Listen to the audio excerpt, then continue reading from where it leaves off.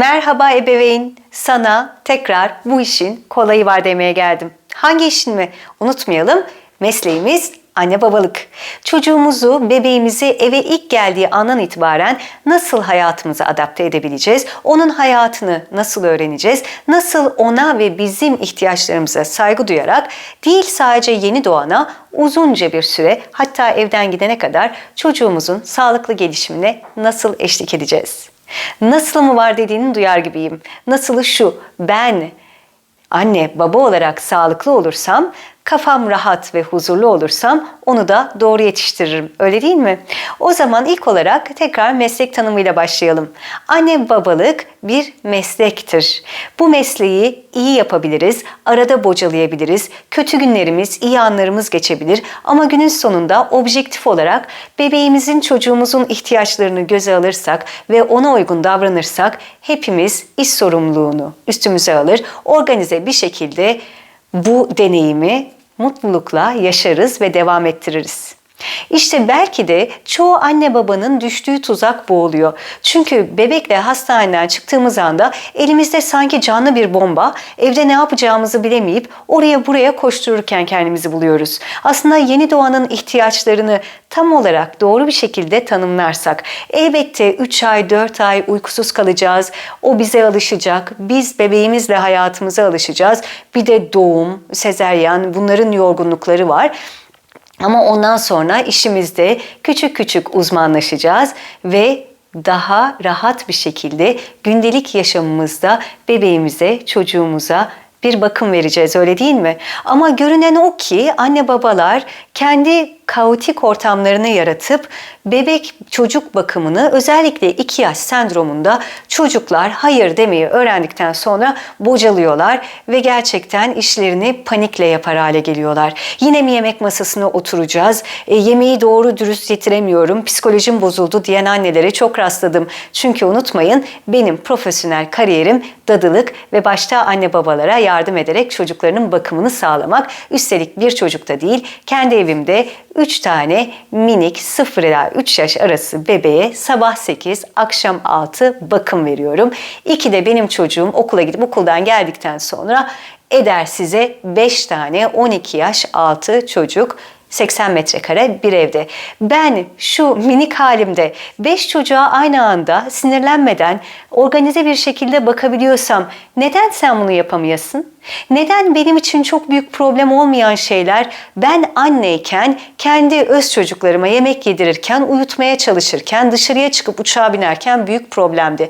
Çünkü bana hiç kimse bu işin diplomasını, sertifikasını vermemişti ve ben doğurmadan önce tam olarak neyle karşılaşacağımı, iş yükümü bilmiyordum. Üstüne üstlük yapayalnızdım. Bir de televizyon dünyası gibi epey zorlayan, meşakkatli, devamlı pozitif, güçlü olmam gereken, grip bile olamayacağım, işime ara veremeyeceğim yüz yüze seyircilerle bir mesleğim vardı. Elbette daha önceki videomda da anlattığım gibi süper kahraman olmadığım için bunu yürütemedim. Beceriksizlik deyin, annelik içgüdüsü yok deyin ya da yeteri kadar çalışmadı deyin. İnanın umurumda bile değil. Ama aynı şeyleri sizin yaşamamanız için size yardım etmeye geldim. Annelik nedir, babalık nedir, ne değildir? Birincisi, kısa kısa anlatmam gerekirse her meslekte olduğu gibi bu işin %90'ı organizasyon yeteneğinden geçer. Neleri yapıp neleri yapamayacağını anladığın zaman bir kere 2 ebeveynimiz var çocuk olarak, bebek olarak. Anne ile babanın birbiriyle paslaşmasını esas alır. İyi polis, kötü polisten bahsetmiyorum. Kabiliyetler doğrultusunda iş bölümü yapmaktan ve bunun bir ekip çalışması olduğunun bilincine varılmasından bahsediyorum. Tek çocuk elimize geldiği zaman ihtiyacı olan en önemli öğe evin güvenli ve hijyenik olmasıdır. Zaten mutfakta pişen yemeği yemediği için süt saatlerinin kendi ihtiyaçlarına göre doğru ayarlanması ve uyku molalarının, rutinlerinin en aşağı 3 ay sonra belirlenmiş olmasıdır. Çünkü anne baba uyursa, anne baba 1 saat geldiğinde molasının yakınlaştığını bilirse psikolojik olarak rahatlar. Bu da ona dayanma gücü verir. 4 ay sonra, 6 ay sonra işe başlandığı takdirde ya da evde oturulduğu takdirde bebeğin maruz kalması ve kalmaması gereken davranışlarının önemli belirtilmesi gerekiyor. Bu da elbette sizin kontrolünüzde ve kendi yeni doğanızın ihtiyaçları doğrultusunda her 3-4 ayda bir düzenlenebilecek maddelerdir. Bebeğim artık bunları yapmaktan hoşlanıyor. Çocuğum büyüdü, bunlara hayır diyor. Bunlar aramızda çatışma yaratıyor ya da bunları yaptığımızda mutlu oluyoruz. Elinize bir kağıt kalem alıp onun değişen rutinini yazdığınız ve bunun üzerine çalıştığınız zaman bakın her şey ne kadar kolaylaşacak. Mesela okulda öğretmenler, anaokulunda ya da çocuğun bakımını üstlenen insanlar çocukların sizinle daha fazla şımardığını size devamlı tekrar ediyorlar, değil mi? Biliyorum, dayanılmaz bir durum. Ben de bunu çok yaşadım. Size hiç herkesin söylediği gibi çocuk size daha çok güveniyor, o yüzden size bunları anlatıyor demeyeceğim. Unutmayın, benim videolarımda ben anne babayla ilgileniyorum. Bebeğin bakımı ayrı bir konu ama sen mutluysan sen bu bebeğe kolay bakarsın ve onu da mutlu edersin. Bebek anne babaya daha çok kapris yapıp daha çok ağlıyor çünkü onların sözünün pek bir değeri olmadığını biliyor. Onları duygusal olarak manipüle edebileceğini ve istediklerini geç de olsa birazcık daha fazla ağlayarak alabileceğinin farkında. Hatta çalışan anne babalarda anne babanın pişmanlık duyduğunu ve ona daha fazla özveriyle yaklaşacağının da farkında. O yüzden bu durumu kullanıyor. Peki anne baba bu işe bir meslek gözüyle baktığında, gayet güzel organizasyonunu sahip çıktığında ve bunları yapabilirsin ama şu saatler içinde daha sonrası benim alanım. Bu saatte uyuyacaksın ki ben de özel hayatıma, arkadaşıma, kocama, karıma zaman tanıyacağım ya da büyük kardeşine. Eğer bunu hiç yılmadan tekrar eder ve sınırlarını bozmazsa çocuk da bu duruma uyum sağlıyor. Hatta şunu söyleyeyim, kendini çok daha güvende hissediyor. Rahatlıyor çünkü başında bir lider var ve uyku saatini, ne yenileceğini, ne zaman yenileceğini, ne zaman parka gidileceğini biliyor. Neyle ne kadar oynanacağını, ne zaman yıkanılacağını, daha büyük çocuklar için ne zaman ders çalışılacağını bilen bir lidere sahip. Hayat ne kadar rahat, öyle değil mi? Bazen hepimiz o lidere ihtiyaç duyuyoruz. Ama maalesef bu denklemde yetişkin olan anne baba ve çocuğun yetişkine ihtiyacı var. Çocuğa bir yetişkin modeli verdiğimiz zaman ne istediğini, ne yapılması gerektiğini, ne zaman olması gerektiğini bilen bir anne babayla. Anne baba yorgunluğunu ya da iş hayatını ya da kötü geçen gününü çocuğa yansıtmadığı, ona hijyenik, ev kazalarından uzak, güvenli bir ortam ayarladığı zaman çocuk kendini çok daha rahat hissediyor. Çünkü çocuk biliyor ki anne babaya güvenebilirim. O benim için zaten en doğrusunu seçecek. O benim güvenliğimden sorumlu. Bu sefer ne oluyor? Verilen görevlere uyum sağlayan, sağlamamakta diretse de anne babanın istikrarlı bir şekilde bunu uygulayacağından emin olan, bunu deneyimlemiş, daha yumuşak geçişler, daha kolay tartışmalar, daha kabul edilebilir kaprisler ortaya çıkıyor. Günümüz anne babalarında gördüğüm şey neye ne zaman karar vereceklerini bilmemeleri. İş yükleri aşmış, kafaları artık hiçbir şey kaldırmıyor. Evet, hayat yorucu, hepimiz yoruluyoruz. Ben de yoruldum. Ama tahammülleri kalmamış anne babalarla gerçekten her istediklerini elde etmeye alışmış, toplumun dışarıdan çocuğu ağlatma sesleriyle güç bulan minik çocuklarla mücadele etmeye çalışıyoruz. Bu doğru değil. Çünkü bir ilişkiyi, özellikle aile ilişkisini yetişkinler yönetir. Küçüklerse yetişkinlere uyum sağlayarak onların mantıklı davranışlarından nasıl davranacaklarını, nasıl harekete geçeceklerini, nasıl yaşayacaklarını gözlemleyerek öğrenirler. Hani hep dediğimiz şey var, hatta ben bunu çocuklarıma çok sık söylüyorum. Benim yaptığımı yapma, dediğimi yap. Halbuki öyle bir durum yok. Benim yaptığımı yapıyorlar. Eğer ben en ufak bir yemek yeme kaprisinde kontrolümü kaybedip onlara avaz avaz bağırırsam, ki bağırdığım oluyor. Hala oluyor. Çünkü duygusal olarak onlar benim çocuğum ve iyi beslensinler, iyi uyusunlar, sınavlarından iyi notlar alsınlar ve harika olsunlar istiyorum. Bunun olmasında bir problem yok.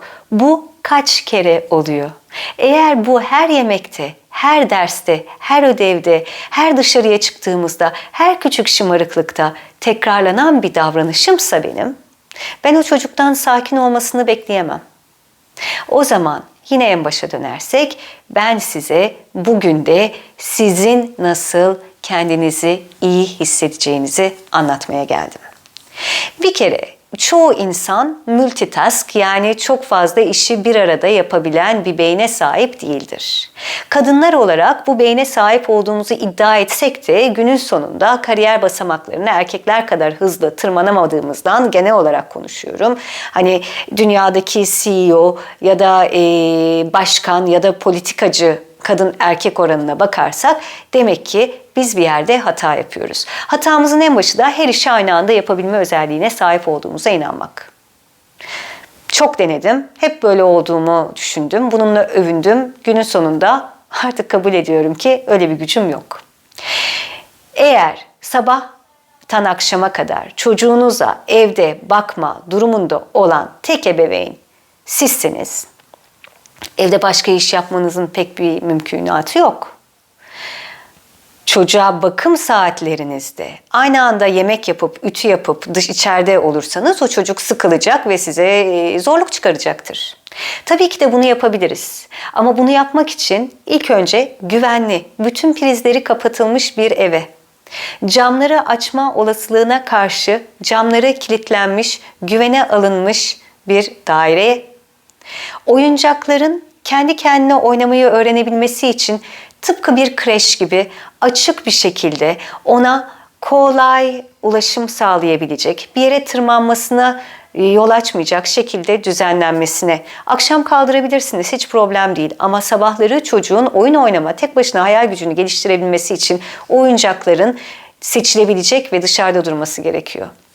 Sizin molalarınızı ve çalışma saatinizi, yani yemek yapmak, ütü yapmak, temizlik yapmak, ayarladığınız zamanları oluşturabilmeniz için uyku rutinine sokmanıza ve bu saatlerin güzel bir çizelgeyle çocuğunuzu tanıyarak oluşturulmasına ihtiyaç var.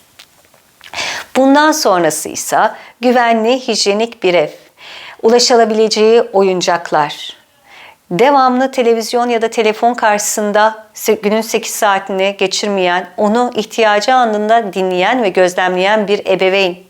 Çocuk tek başına oynarken tıpkı bir far gibi onun karakterini, onun yaşadığı zorlukları ya da kolaylıkları gözlemleyen bir yetişkin ebeveyn. Ki daha sonra onu hayatının farklı noktalarında yönlendirebilecek, kendisini tanıyan bir ebeveyn olman gerekiyor.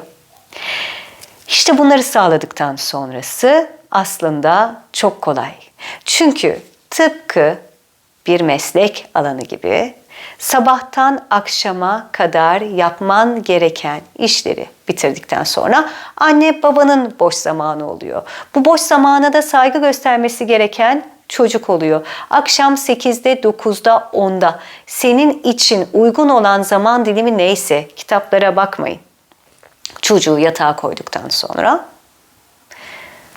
anne isterse televizyon izler, baba isterse telefonuna bakar, isterse şık bir akşam yemeği yerler, isterse birazcık konuşurlar. Ama o da onun serbest kendine vakit ayıracağı zamanı olur. Ondan sonrasıysa hadi bakalım yeni rutinler oluşturmaya, çocuğun değişimiyle, yaşadığı şartlarda, yaşının ilerlemesiyle yeni ihtiyaç modellerini oluşturmaya, tıpkı meslekte uzmanlaşmak gibi kendi hayatımızda anne baba olarak bir tık daha öteye gitmeye ve kendimize güvenmeye. Kendine güvenen ebeveyn dışarıdaki konuşmalardan pek etkilenmez. Çünkü çocuğu için en doğruyu yaptığını biliyordur.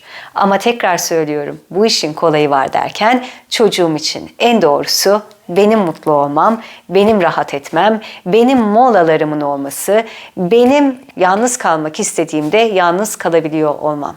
Diyelim ki çocuğunuz çok ağlıyor, çok büyük kapris var. Elinizden gelen her şeyi yaptınız ama bir şekilde durmadı. Tek yapmanız gereken çocuğu güvenli bir alana, yaşına uygunsa eğer yatağına,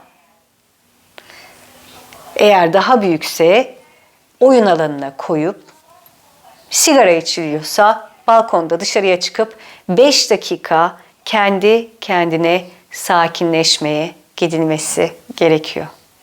Çünkü çocuklar mıknatıs gibidir. Bizim stresimizi alır ve iş daha da çığırından çıkılmaz bir hale gelir. Eğer videomu beğendiysen, dediklerim hoşuna gidiyorsa ve her gün video çekmeye devam etme cesaretini bana vermek istiyorsan takip etmeyi ve minik bir kalp bırakmayı unutma.